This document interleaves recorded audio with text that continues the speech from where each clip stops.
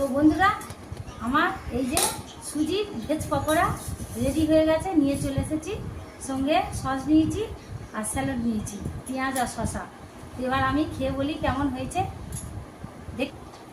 Wow, এই তো পুরো ফাটাফাটি ব্যাপার গো একদম আজকের।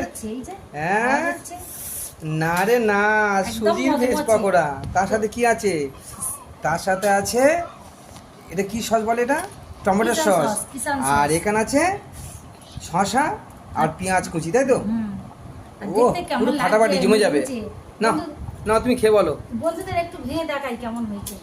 দারুণ হয়েছে ভিতরটা। হ্যাঁ, লাভলি সস, লাভলি কেমন সস। লাগছে না? সবসময় তো চিকেন পকোড়া খাওয়ায়, ফাইন ফাইন। একদিন একটু নিত্য নতুন ভ্যারাইটিস করলে ভালো লাগবে। তো দেখতে ভিতরটা ভালো লাগছে। তো এবার আমি খেয়ে বলি কেমন হয়েছে।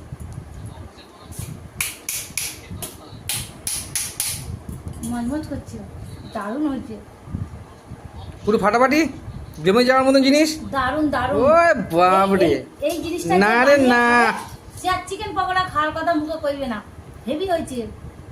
সুজিটি পকোড়া আবার নাকি খায়। আমি এত কিছু সব কিছু দিয়েছি, পুরো ভিডিওটা দেখিয়েছি।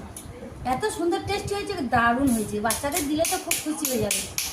তো বন্ধুরা, পুরো ভিডিওটা দেখেছি কী কী দিয়ে বানিয়েছি।